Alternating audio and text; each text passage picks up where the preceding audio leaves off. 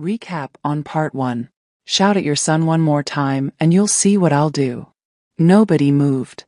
A 4-year-old girl had just warned a Korean mafia boss, and meant every word. While powerful men schemed to destroy an innocent 7-year-old boy and steal his birthright, nobody saw the real danger coming. A maid's tiny daughter with sharp eyes and fearless loyalty. 10 years later, Seo Yoon commands boardrooms. Amara is still his closest ally. Some storms come in small packages. This is that storm. Hey family, welcome to my story channel. Please subscribe and give this video a like. Don't forget to share it with your friends and loved ones. Thank you so much for the support. Now, sit back, and let's move into today's story. The boardroom went silent the moment Seo Yoon stood up. 17 years old. Tall now. Sharp jaw forming. Dark eyes steady. Voice calm in a way that made grown men stop talking mid-sentence.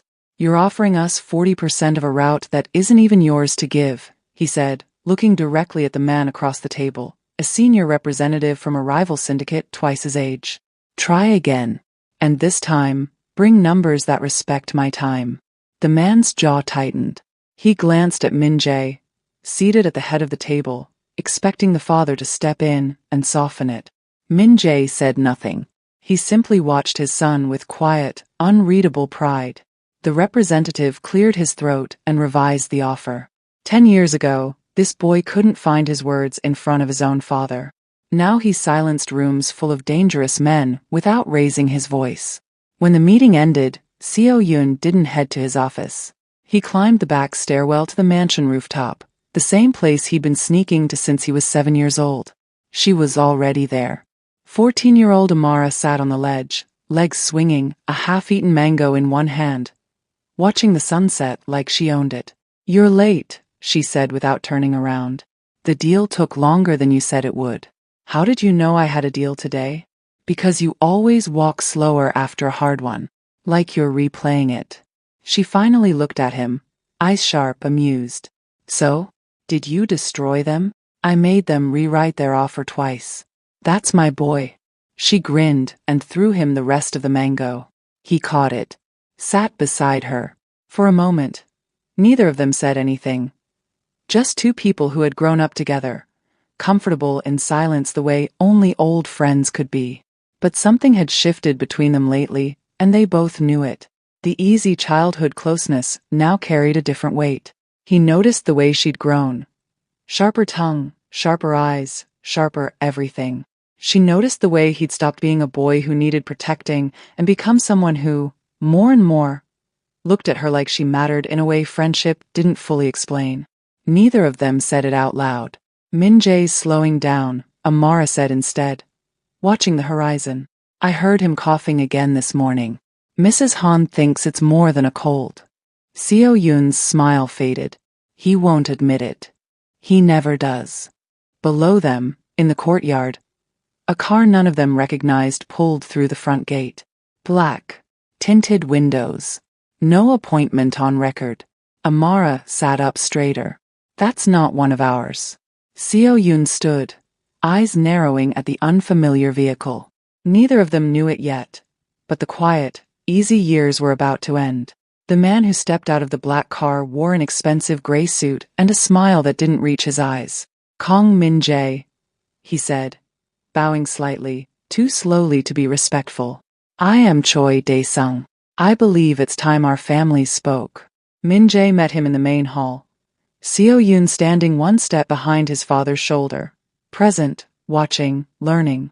You weren't invited, Min Jae said. I rarely am.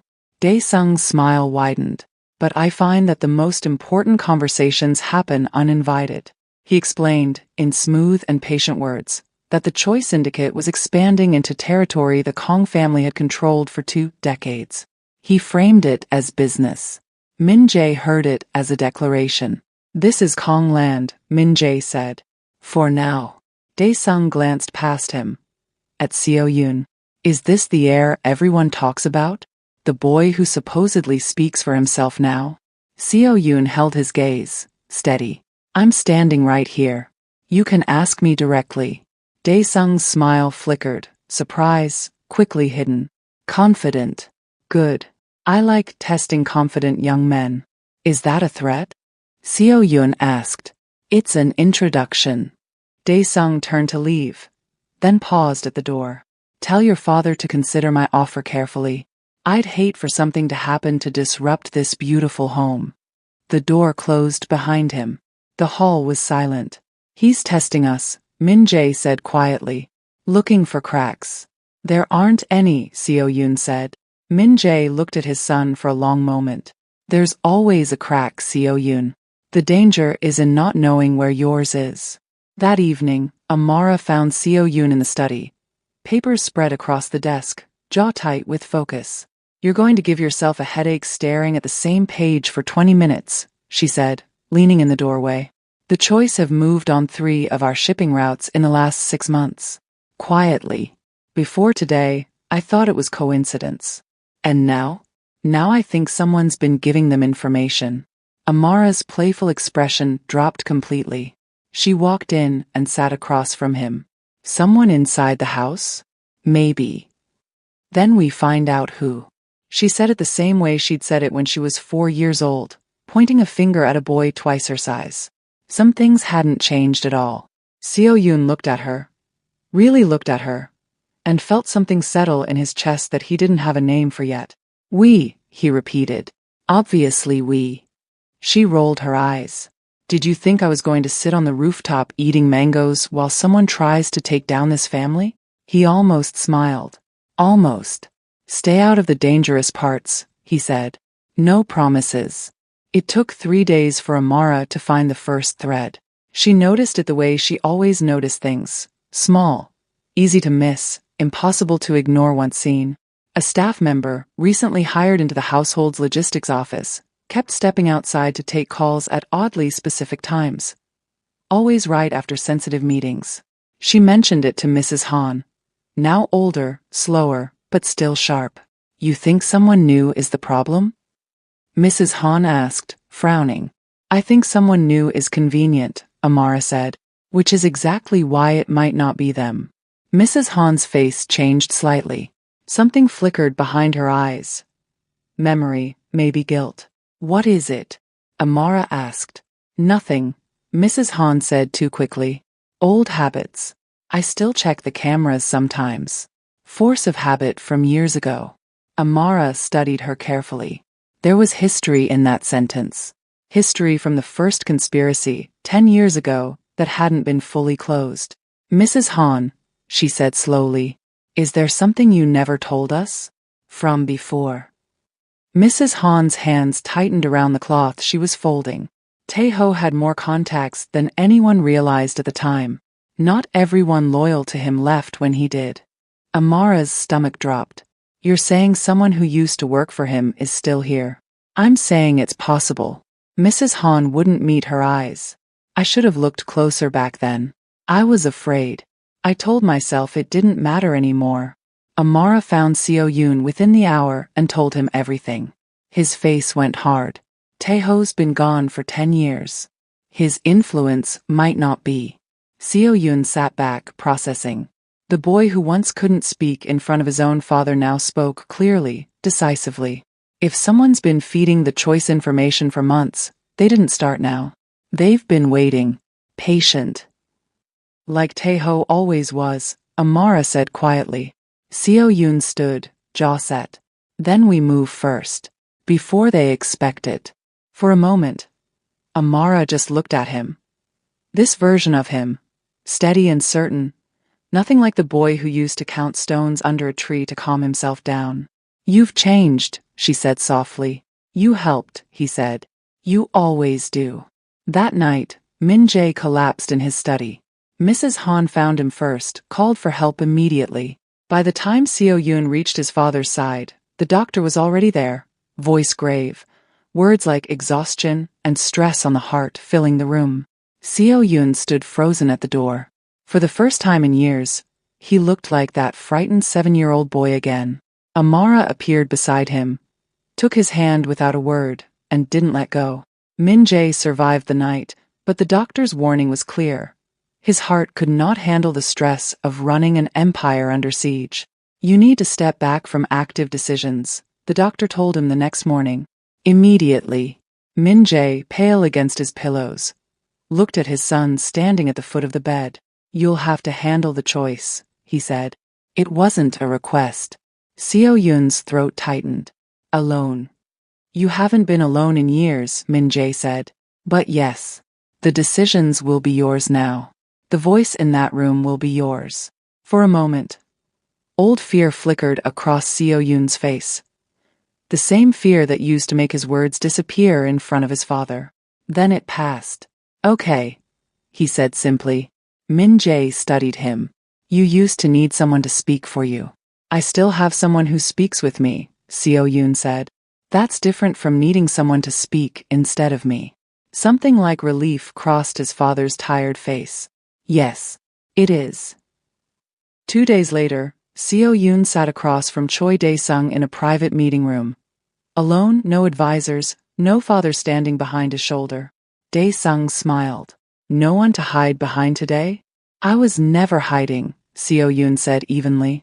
I was learning. Now I'm done learning. Bold words for a boy running a company while his father lies in a hospital bed. Seo Yun didn't flinch. You think weakness made my father vulnerable? You're wrong. What made him vulnerable is that he trusted people he shouldn't have. I don't make that mistake. Is that so? You've had someone inside my house feeding you information for months. Seo Yun let the words land, watching Dae-sung's expression carefully. That ends today.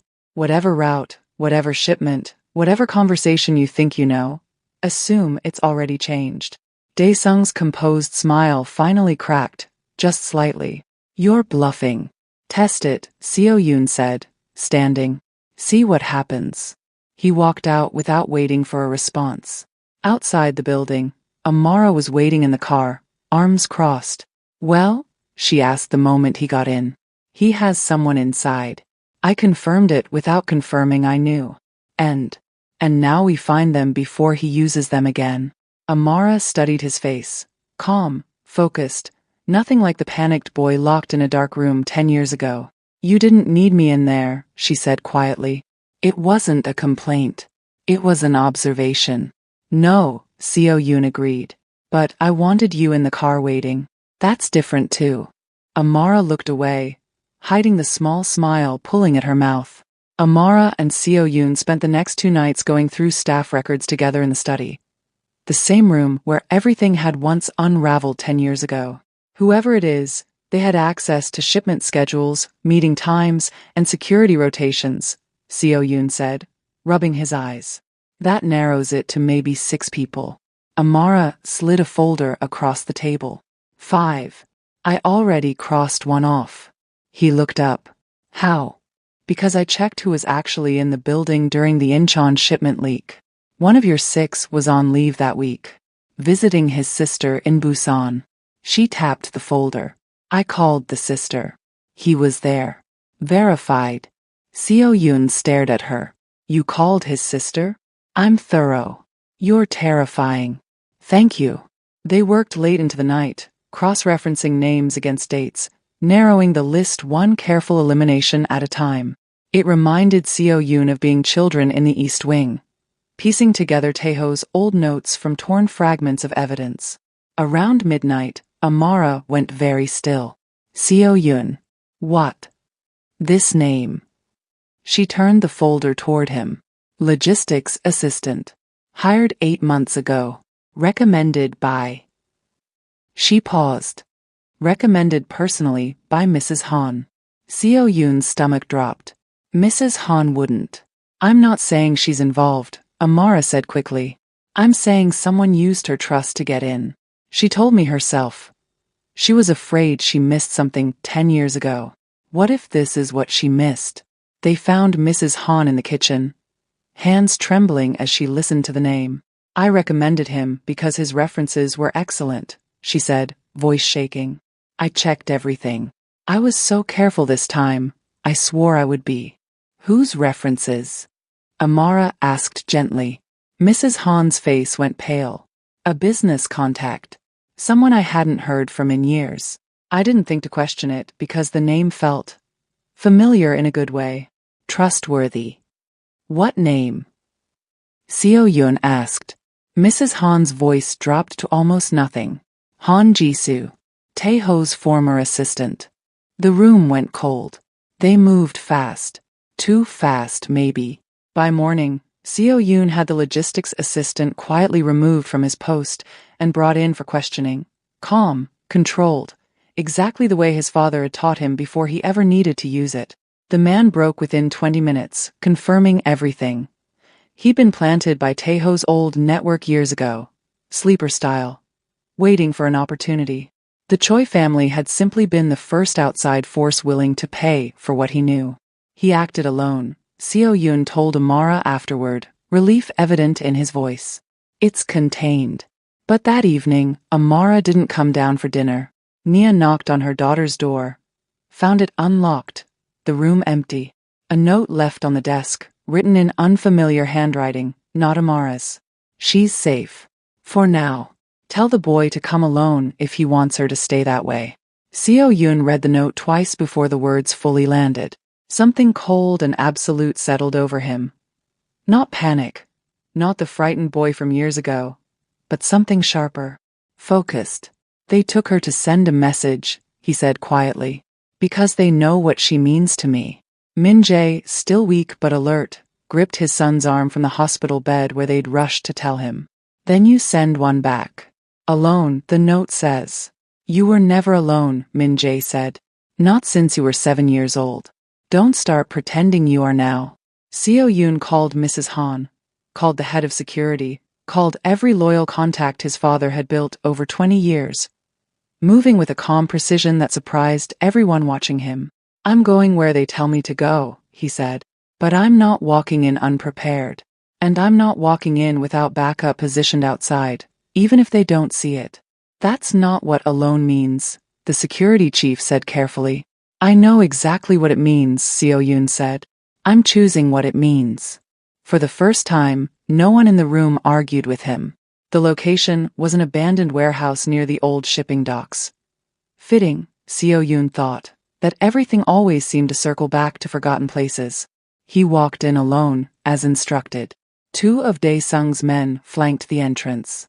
Amara sat in a chair near the center, hands bound loosely, expression furious rather than frightened. Exactly as he expected. You came, Dae-sung said, stepping out of the shadows. I wasn't sure you would. You took something that belongs to my family, Seo Yun said evenly. Of course I came. Amara's eyes flicked to him. Belongs to, not the word she'd have chosen, but she let it go for now. I admire your composure, Dae-sung said. Most men your age would be shaking. I learned a long time ago that shouting doesn't make you stronger. Seo Yun's voice was steady, calm.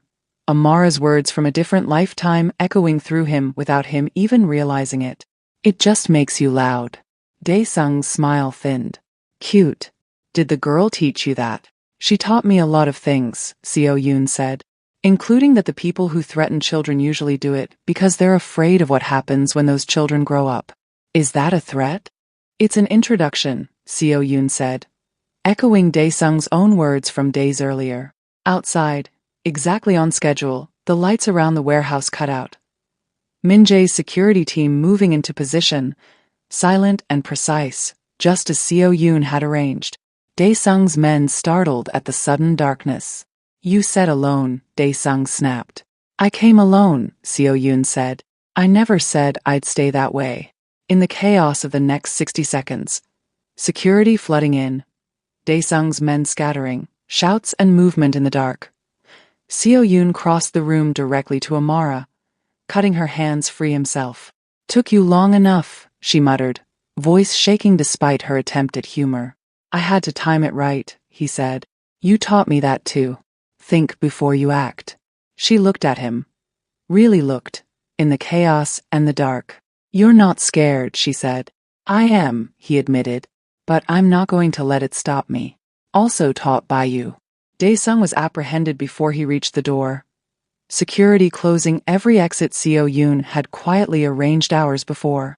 3 weeks later, Min Jae stood in front of the full family council for the first time since his collapse. Leaning slightly on a cane, but standing. My son handled the Choi threat alone, he said. He identified a mole inside our own house, dismantled an external attack, and rescued someone important to him without losing his composure once. He looked around the room of older men who had once doubted a frightened 7-year-old boy. He is ready. He has been ready for a long time. I was simply too slow to fully step back. No one in the room argued. Seo-yoon, standing at his father's side, felt the weight of 10 years settle into something steady in his chest. That evening, he found Amara exactly where he knew she'd be. The rooftop, sunset bleeding orange and pink across the sky, legs swinging over the edge the same way they had years ago. "You're early this time," she said without turning. "I didn't want to keep you waiting." She smiled, but didn't look at him yet. "Your father announced it today. Officially. Everyone's calling you the head of the family now." "I know. How does it feel?" He sat beside her, quiet for a moment, gathering words the way he used to struggle to find them at all. "It feels right," he said, "because I'm not doing it the way he did. I'm not leading through fear. I learned that from someone." Amara finally turned to him. "Don't make this weird, Seo-yoon. I'm going to make it a little weird." He held her gaze, steady, unshaking, the same calm that had walked him through every threat, every confrontation, every impossible conversation these past weeks. "You've stood in front of me my entire life, defended me when I couldn't defend myself, taught me to use my own voice. And somewhere in all of that, I stopped seeing you as just my best friend." Amara's breath caught, though she tried to hide it behind her usual sharpness. "Took you long enough to say it. You knew." "Obviously I knew." She rolled her eyes, but her voice was softer than usual. "I've known longer than you have. Then why didn't you say something?" "Because some things," she said, "you have to find the courage to say yourself. I already taught you that lesson once." Seo-yoon smiled. A real one, unguarded, the same kind he'd worn in that family meeting room years ago when he finally stopped needing anyone to speak for him. "Then I'm saying it," he said. "I love you, Amara. I think I have for a long time."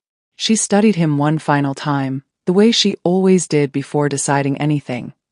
Taking her time, refusing to be rushed even now. "Good," she finally said, "because I wasn't going to wait on that rooftop forever." The sun finished setting behind them, the mansion lights coming on below, the family that once doubted him now standing firmly behind him, and the girl who had never once been afraid, finally letting him hold her hand. If part 2 hit you even harder than part 1, subscribe, like, and comment below. Tell us if you want a part 3. We read everything. See you in the next one.